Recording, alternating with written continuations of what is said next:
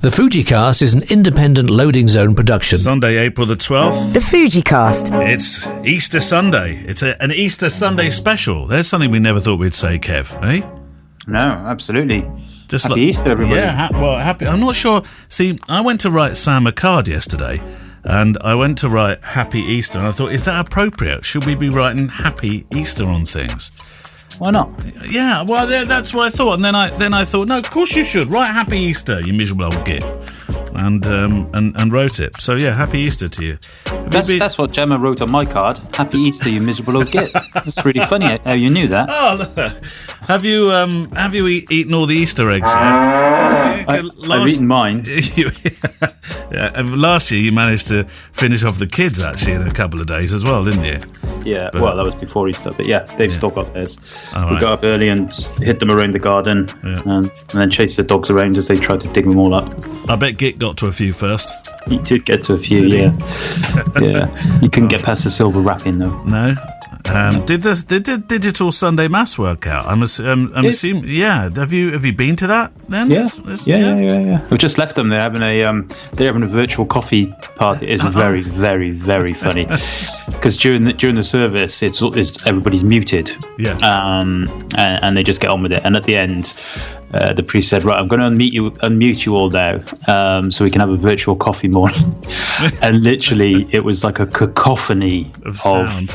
People, dogs barking, people sneezing. Like it was, I just exited straight away. It was chaos, absolute chaos. You were off.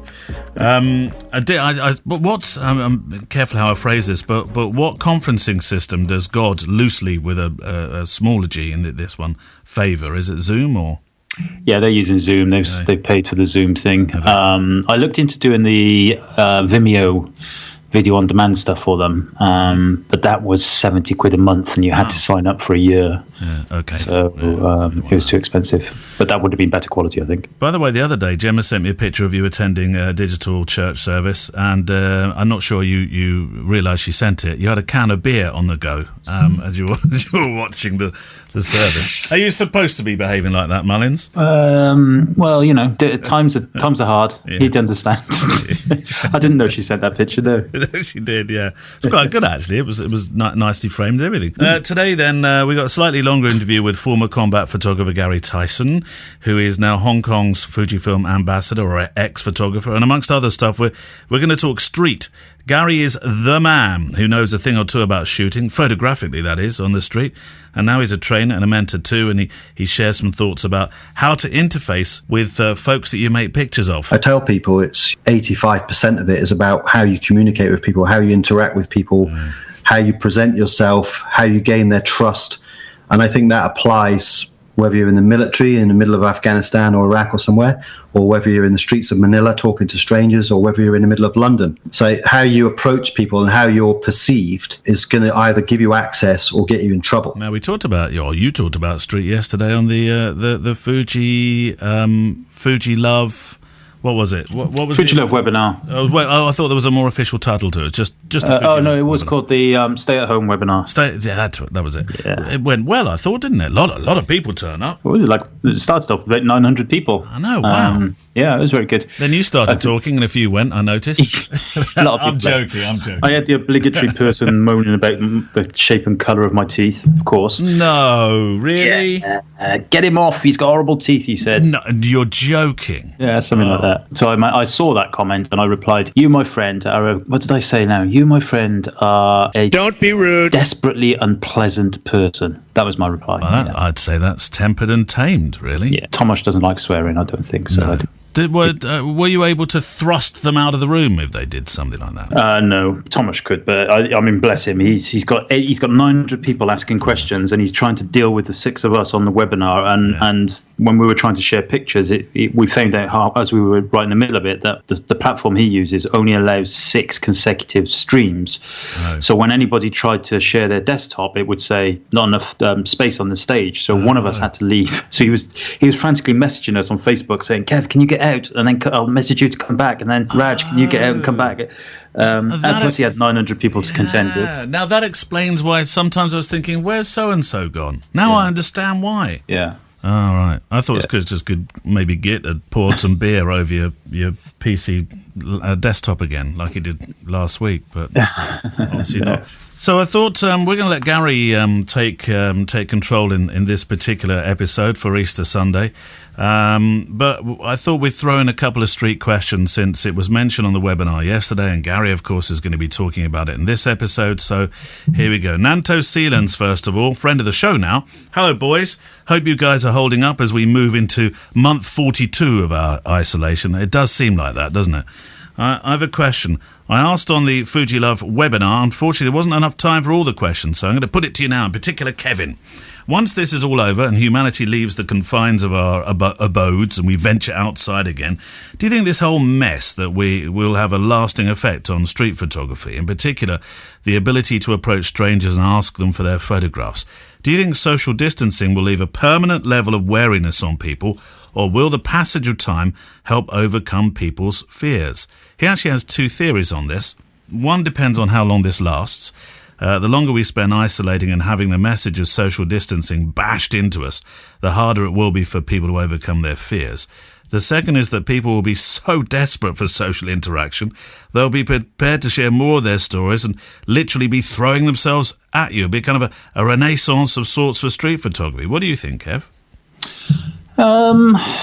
Yeah, it's a tough one, isn't it? Because I think there will be a plethora, and I mean an absolute waterfall of blog posts, YouTube videos, documentaries on television. How I got through the lockdown, and portraits of people, after, and all that kind of stuff. And rightly so, because it's a very important thing to get the message out across.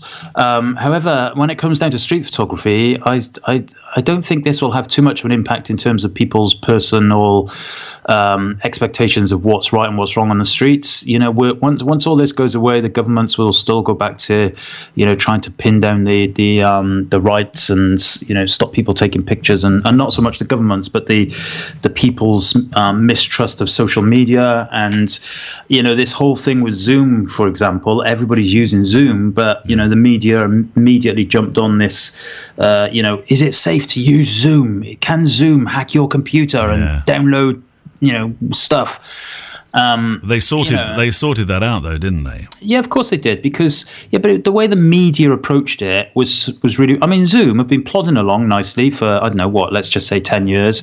As a kind of medium-sized business, dealing with enterprises, and 6 people on a meeting and stuff. Then all of a sudden, 2.4 billion people download their application, and of course there's going to be some vulnerabilities, which they did deal with, but the press don't see it that way. They're like, if you're on Zoom can see into your living, Zoom can get into your bedroom when you're not there, Zoom can look in your underpants drawer, Zoom can download pictures of your ex-wife onto your computer, Zoom can poke you in the eye from a distance. Don't use Zoom. Zoom's bad. Can it really do all those things? That's amazing. I'm going to order 2 of them.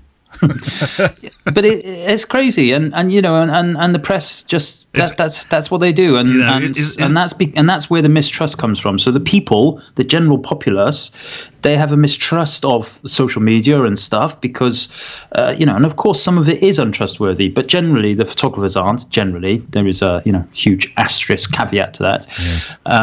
So I don't think that will go away. I think it will just get worse, frankly. Sadly, isn't there an irony to people saying they're going to tap you and listen to you and follow you from the very not all the organisations, but some of the organisations that were held accountable for phone tapping in the not too distant past, to be honest. Absolutely, yeah. I thought it was really interesting. Yes, did you see the UK briefing, the press briefing? I didn't see it yesterday. No. One of the journalists was from Lad Bible. Oh, really? Yeah, a Lad Bible, and the reason for that apparently was Laura Kunsberg not available yesterday? Lad Bible, right? So listen to this, and this makes absolute sense. Go on. So Lad Bible kind of said, "Can we come? Can we come to your press briefing?" Yeah. And of course, they were all like, "What's Lad Bible? I don't even know what that is." So they sent them Lad Bible sent them their press briefing, and said that 56% of 16 to 24-year-old men in the UK subscribe to Lad Bible. Is that right?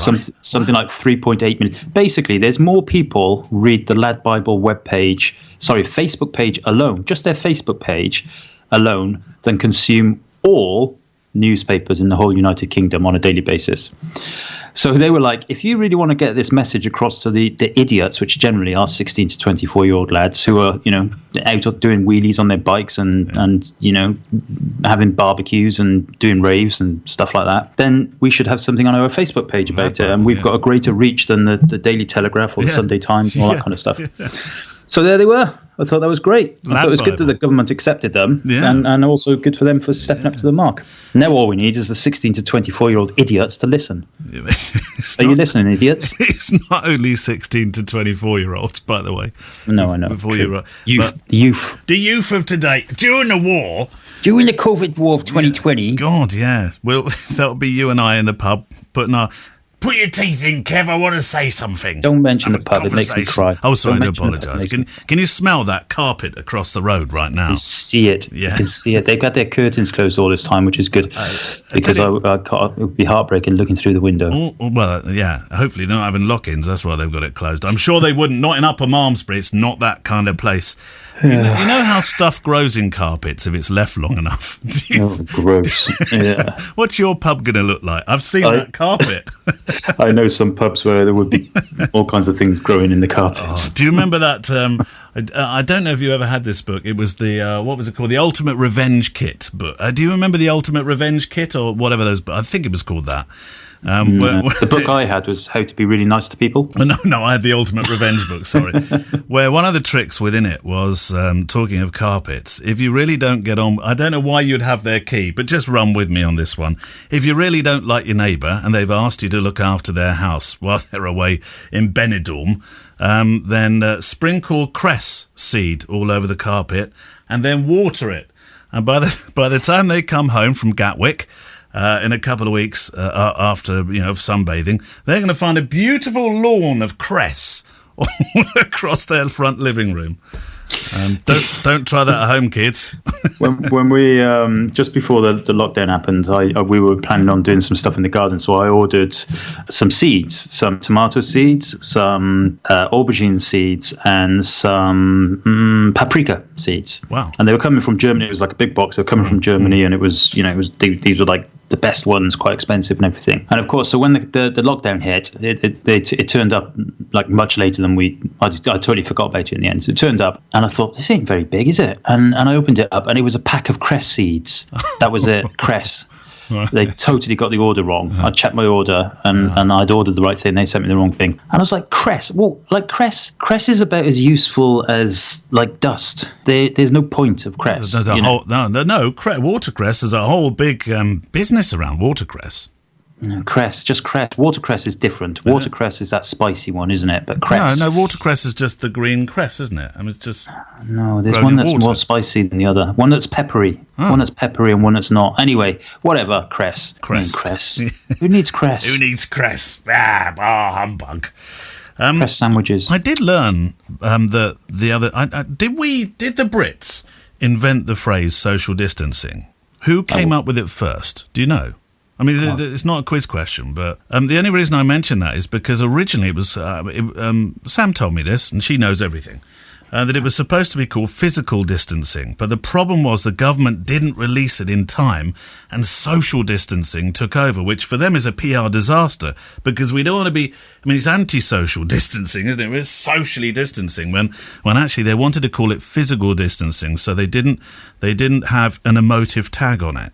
So we should... Yeah, I suppose. But it wouldn't have been here, because I remember them talking about that when they things like the Ebola virus and stuff like that. Oh, right, okay. They used that kind of terminology. Might not be the exact same thing. Oh, this sounds like... But yeah, I mean, it makes sense that they got it wrong. That definitely makes sense. Sam has obviously heard this. Maybe she read that on the online Daily Mail. I better check her history, make sure she's not reading that rubbish. She's probably on that Bible.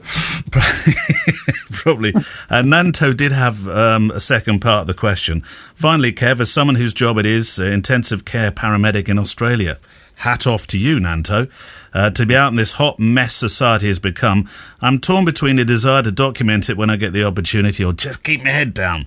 How else will we have a document of the world outside? A penny for your thoughts on that one as well. Mind you, there's a lot of pictures of. I mean, I could on my morning walk this morning. I essentially walked into the local town/village, and it looked like a film set. Not one single person. I know it's an early Sunday morning, but not one. Well, yeah, no, absolutely.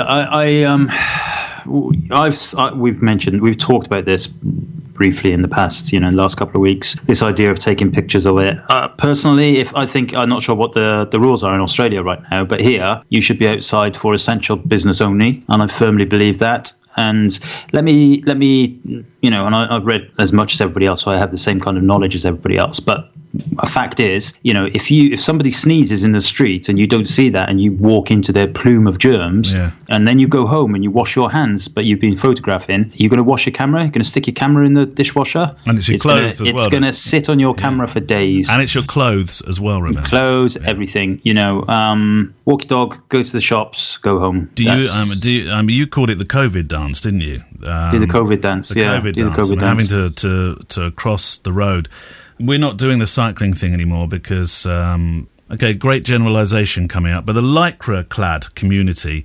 I just seen one go past my window. That was really funny. I call them Wiggles Warriors. If you're in their slipstream...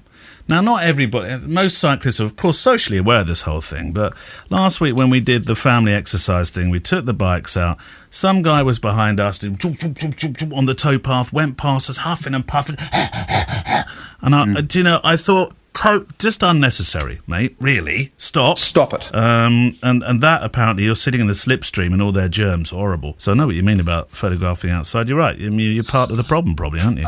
Well, it's what's left on your camera, isn't it? It's people think, and I'm like, part of me is yes, I absolutely agree it should be documented, but the other half of me is leave that to the people who are being paid to do it properly, and will hopefully be looking after themselves. And absolutely, if your only thought is this will look great, I'll get loads of likes on Instagram for this picture of my town empty, then just stop it. Yeah. You did the jingle without me needing to do it. I got another question here, but I might save it for tomorrow's show because the great god I've got too angry today. That's what you're saying. No. The great god of bandwidth will slap me down by the end of the month if we or memory or storage or whatever it's called. So I'm going to save. Who was it? James Parks. We'll get to your question tomorrow. Nanto, you had the whole start of the show to yourself. Right, Gary Tyson. He's one of your brethren, Kev.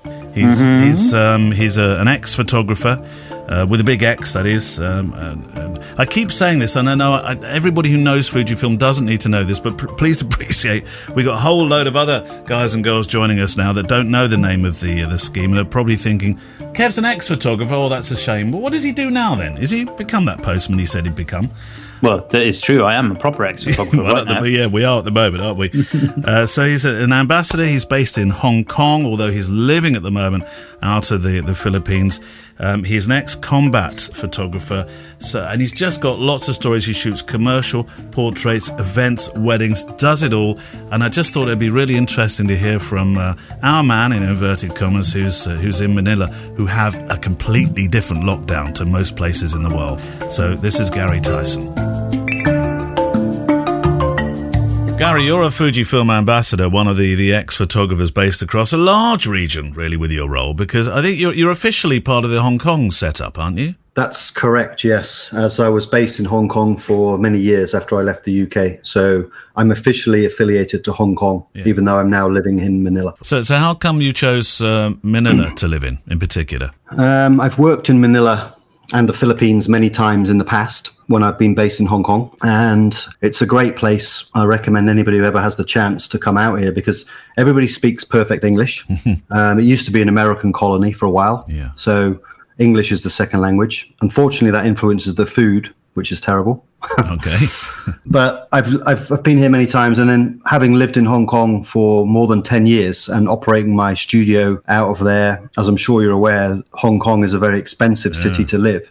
Of course, there's a lot of opportunities there for work, but when you're spending, $5,000-6,000 US a month on studio rents, Heavens. and you're essentially a one-man band running a photography company, you end up like a hamster on a wheel, working your ass off trying to pay the rent. Yeah, a few things happened, and then I was doing some work in the Philippines, and then as my work spread in the sense of having clients around Asia, we work for some clients like Ducati who are based in Thailand, even though they're an Italian company. Yeah. And other projects we've been doing around the world, it become less and less requirement to be based in Hong Kong. I wanted to stay in Asia, so Philippines was an easy choice for me, really. Cost of living here is much cheaper than Hong Kong. I live in a really great condominium with pool and all the rest of it, gym. So your quality of life is much higher for a lot less money. And do you have a studio there as well? No. So I've kind of changed my business model slightly. I'm working more on projects and on my workshops. So essentially I'm doing half as much work, but the money goes 4 times as far, if that makes sense. Since moving here, I've took up diving as well, so I'm big into that now and can earn a little bit of money as a dive master here. Does that creep into your photography as well then? I mean, are you a dive master? But obviously it's difficult to find people, qualified divers that are super photographers as well. I play with the photography underwater. I'm almost like relearning my craft, because I only started doing the underwater photography about a year and a half ago. Yeah. So, of course, I've got all the gear. I went out and bought, good cameras and Nauticam housings and blah, blah, blah. I have all the gear to do it, and I understand the concept of the photography and the lighting. But, of course, when you're doing it with current underwater and all the rest of it, it's a whole different set of ball game. Yeah, I do it. I certainly don't teach photography underwater, not at this stage. I do that that's like my getaway thing. I go diving and I can do my photography and just completely disconnect from the real world. Unfortunately, now you can go diving. Yeah, and talking of that real world, I know you have to be careful, but of course the news coming from your part of the world is somewhat different to the rules and regulations and the lockdowns, etc., that we're experiencing, certainly in the UK and parts of Europe and America. There's a definite hardline policy, I know, being taken out about curfews. But how's the lockdown working in your part of the world? And what's the situation like? What's the feeling like? We've been locked down fully since mid-March, and it's now, nearly mid-April. So we're into week 4 of our full lockdown. It started off very similarly to what you had in the UK, having talked to friends and my parents back home. They started to try and get people to play along with social distancing and all the rest of it. The problem in Philippines and in Manila in particular, you've got Manila as one of the most densely populated cities in the world. You've got almost 20 million people in a small city, and you've got 110 million people in the country, a lot of them living below the poverty line and in areas where social distancing is not an option based on how they live, 10, 15 people to a room in some instances. Now, of course, where I live, I'm very lucky. I live in an area that's much more space and all the rest of it. But that doesn't apply to a lot of people. So when they initially started the quarantine, as they called it, it was quite loosely enforced, which I believe was the same with you guys. Okay, guys, stay apart. If you go to a coffee shop, just get a takeaway. Of course, that just doesn't work in the real world. People just carry on doing what they're doing. It becomes impossible to enforce. So it quickly escalated into a full lockdown scenario, where some buildings here people are locked in the buildings. They actually lock the metal gates on the outside of the condominiums and don't allow people out of the buildings whatsoever unless they have a special pass, which allows them to go to the supermarket once every few days. And it's escalated to the point of full curfews at, I think it's 7 p.m. till 5 a.m. or 6 a.m. If you're seen walking around with no shopping bags, you'll be questioned. And the police initially were told, you can arrest people for breaking quarantine. And of course, there were some comments on the news, which you may or may not have seen, where the president made a statement, which has been a little bit misinterpreted in the sense that he gave the police and the military permission to shoot people breaking quarantine. But it was misinterpreted because I think the situation was, or the clarity of the statement was more about if you're assaulted by quarantine breakers and your life is under threat, then of course you can use maximum force. Yeah, there was a lot said about the shoot to kill policy in Western news, The media's, of course, hypes it out of proportion, as always. But the reality is, and you can find it on the internet, at least one person has been shot and killed. But I believe he assaulted some police or military. The problem is you've got so many people now that don't have any money. They're starving to death, basically. The sickness is spreading like wildfire.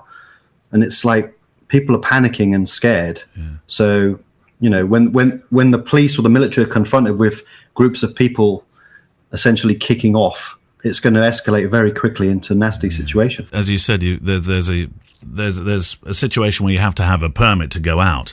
And it sounds to me like you're being locked away. And those that don't have any money and no way to work and live that hand-to-mouth life, then there's no way for them to be fed, is there? Apart from accepting handouts.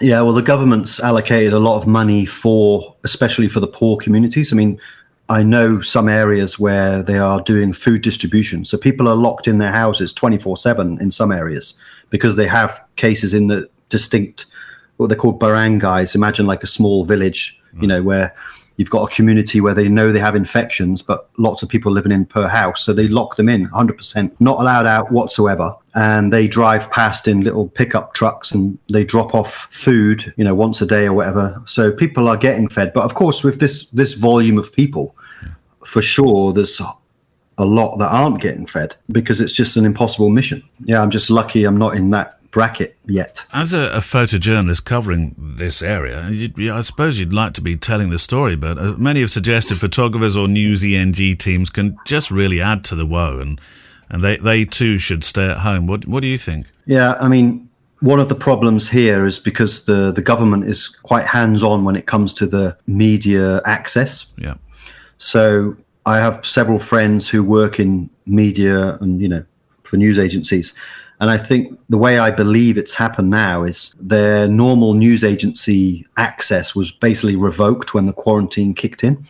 And media entities had to get special permission from, I guess it's palace-controlled media outlet, So essentially the government decides who is allowed to go out during the quarantine. That's the way I understand it. So for someone like me, even though I'm a full resident here as an expat, it's not even worth me bothering to try and get that pass because it's not going to happen. Well, let's talk photography. Not that there's a lot you can do right now, obviously, as we learned there. But in more connected times, Gary, what kind of commissions and assignments and work kept you busy? Well, over the last few years, we've been doing a lot of foreign projects with sports photography. Yeah. Last year, we were working in Malaysia, Thailand, Bali, doing all these motorsports photography and video projects. Mm-hmm.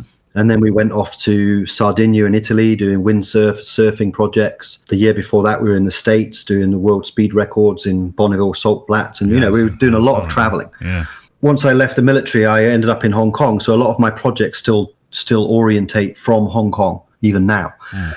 Now, Hong Kong, obviously, last year had all the protests again. This ended up with many events being cancelled. And things just basically taken a turn for the worse for about 6 to 8 months last year in Hong Kong. So we lost a lot of our projects there. And then early this year, we had a big volcano eruption here in the Philippines, just south of Manila. Yeah. And things just kind of ground to a halt for several weeks. And then Corona appeared.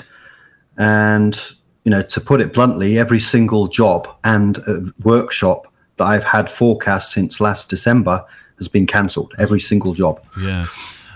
My last jobs were Mongolia last November. I was traveling there, which was amazing with the eagle hunters. And then the SEA Southeast Asia Games, which is like the Asian Olympics. I covered that for Getty US, but here in Manila and around the Philippines. So amazing jobs up until December. And then bang, game over. Yeah. Well, I saw you had Mongolia on the list that you had coming up in November, I think, as well, didn't you? I mean, fingers crossed, of course, restrictions will be lifted. Can you see this work coming back? Do you see a light at the end of the tunnel? Yeah, I'm trying to stay positive about everything. So I understand that the whole world's in exactly the same situation. There's absolutely no point sitting here moaning about it. I'm fingers crossed. I think my workshop in November will take place. We may even end up with more clients because, generally the people that come on the workshops are quite adventurous. So I'm hoping that'll still keep the same kind of people who are motivated to just get out and explore, to travel to these places. How does the work go on for these incredible courses that you have when they are on? I mean, I imagine there's a huge amount of work, Gary, that goes on behind the scenes, not least sorting or helping sort visas for some of these places and access? What I have is I have a small set of people I work with, like fixers, hotels, those kind of things, and I use the same people. I go to a location, do what I would call a recce, spend a week or two in country, organize my fixers that I can trust, organize the hotel, so I have all the logistics in place, so that when I go in with a group of people from wherever they are from, everything should run really smooth. That's key. I mean, the photography takes care of itself. When you've got a group of 6 or 8 people like-minded, they want to go explore, they want to do the same thing, they want to talk about the same thing, hang out and have a beer at night together. That part is actually, for me, is not that difficult. So as long as you have, good hotel, or everyone knows what they're doing, where they're staying, they're well fed, they're well oiled, as we say, with a bit of alcohol every night. And the transport's all organized, because that's where the military side comes in. I'm quite happy doing that kind of organization and making sure things work streamlined, and then the rest takes care of itself. You mentioned the Army. You're a Fujifilm official X photographer now, but you worked in the Army. You're a combat photographer for a while. What did can I ask a kit question? What did you use in the Army? Which brand? Because I know the Army Nikon. Is it all Nikon in the Army? I think it still is now. And when I was in the Army, it was all Nikon for stills. Right. And for video, I was actually using Canon when I was doing some video jobs. I think it's still Nikon. I mean, like any photographer, they're probably tied in with all the lenses, right? Yeah. But they've got thousands of lenses. And that was why I was intrigued, because, of course, you learn with the Army to trust your kit in difficult places. Pretty hard on kit, some of these places you've been to as well, I know. So I'd imagine changing your way of working wasn't a flippant decision. Yeah, so I'm a bit of a gearhead, to be honest. So when I first moved to Hong Kong, at that point, the Canon 5D was the only full-frame digital camera. So I'd been using the Nikon D2X, I think.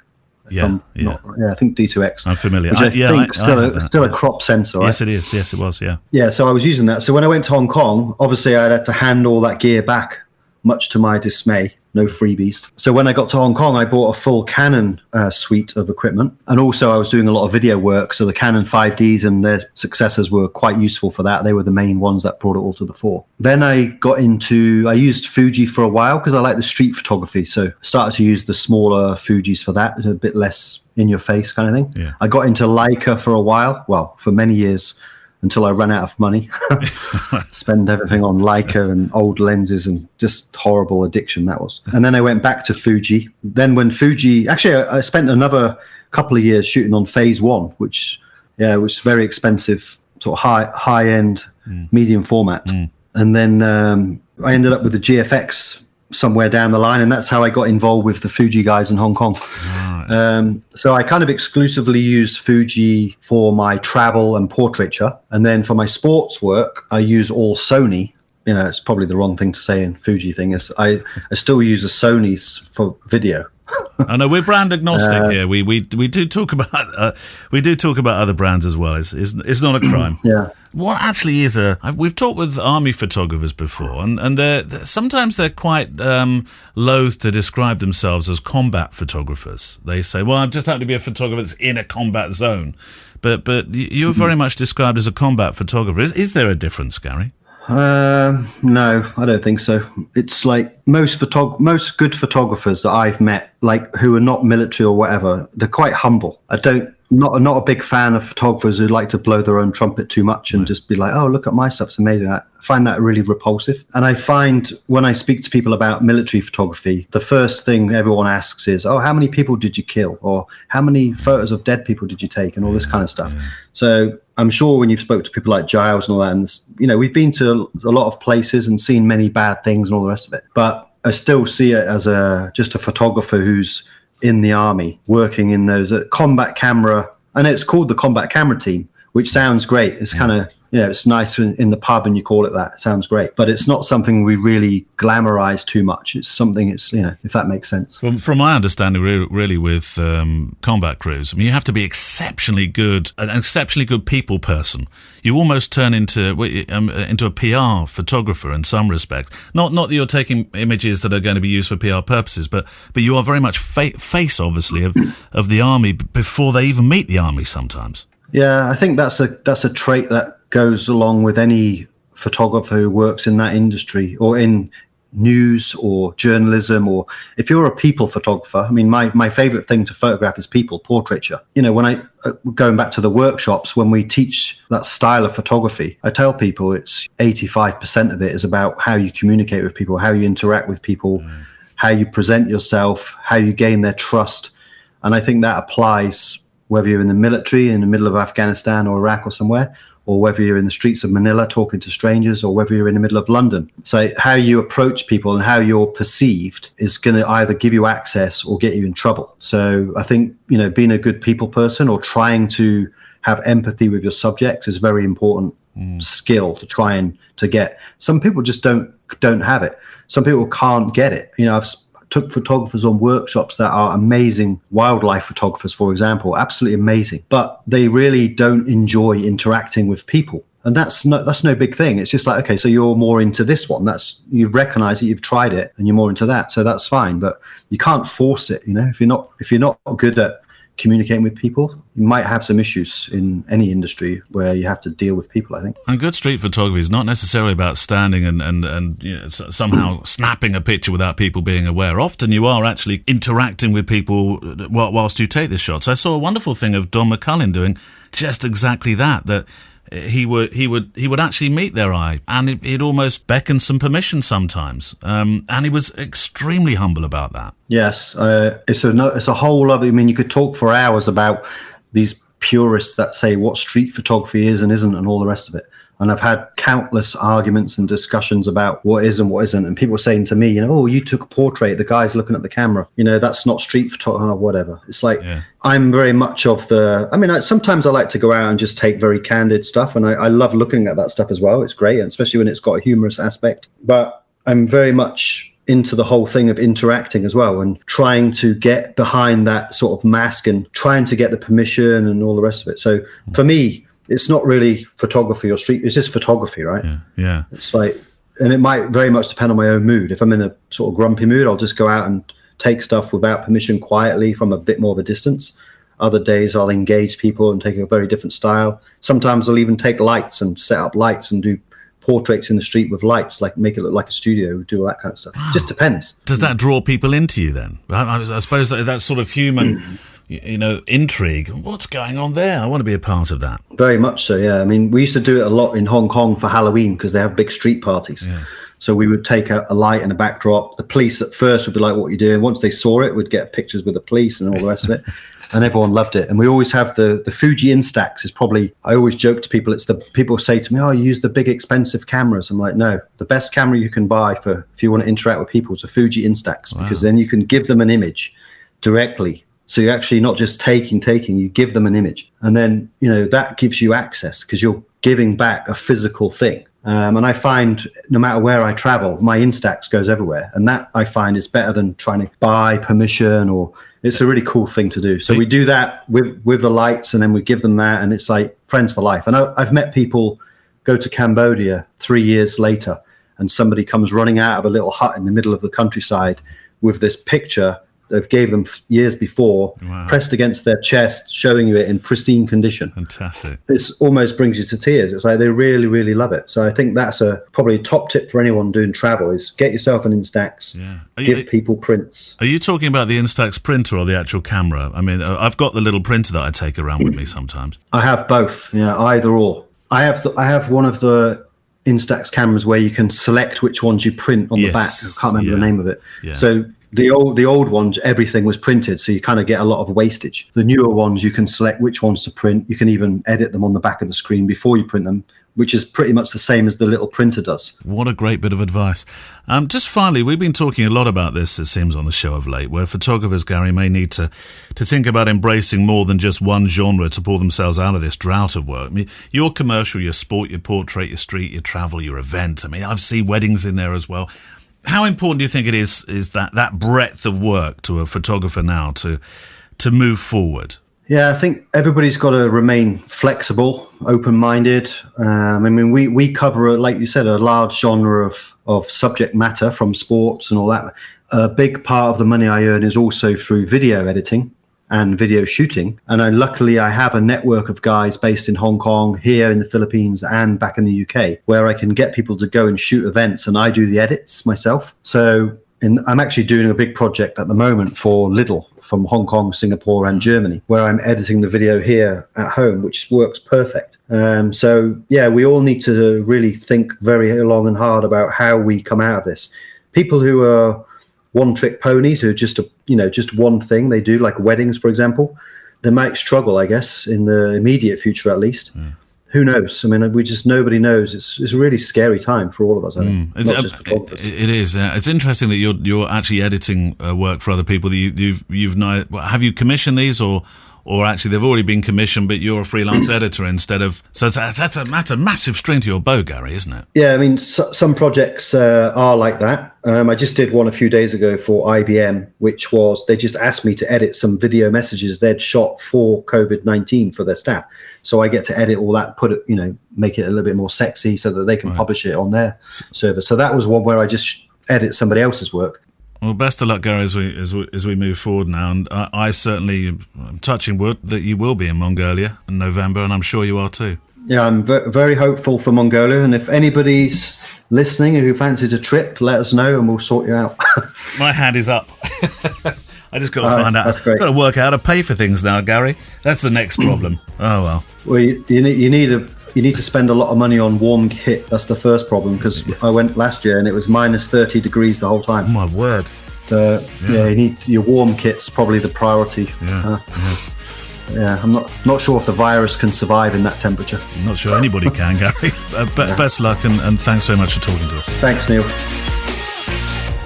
My thanks to Gary Tyson for his time on the show today. Do not forget all the details and the links that you need for Gary and his work will be in the show notes, which you'll find on the website, all the W's, fujicast.co.uk. And of course, if you look within your app, you will see that the links are there as well. Kev, that's it for Easter Sunday. What I'm going to stop saying, what you doing now, Kev? Staying in. Yeah. Are you? Do you do anything special food-wise? I mean, obviously you don't do the lamb anymore because you've completely turned against it. It's not a lamb. Must get a sheep. It's in the kitchen, slowly roasting as we speak. Is it? I'll just have exactly the same, but without the lamb. What, you just have the lentils to go with it or something, or not, or the veg or whatever you're serving? It's not difficult to ignore the meat. Although I have to say, I've done very little exercise. I've eaten way too much. I've drunk way too much. I've receded on the cheese bit. I've kind of fallen back into the cheese trap, which is definitely not vegan. But I've not. No, hang on. You're not vegan. You're a plant-based diet. Oh yes. Tell me off every time with that. Yeah. So and also my Easter eggs. So do you fancy bacon butty now then? No, I don't. I actually don't. I still don't have any kind of. Still, fish finger sandwiches are the only things that kind of make me. What's the word? Masticate. Well, on that note, you'll go blind. On that note. Bye bye. The FujiCast is an independent loading zone production. Email the show with your questions and words of wisdom to click@fujicast.co.uk. Email any complaints and political nonsense to our wives, who will deal with your comments in their own good time and in their own good way.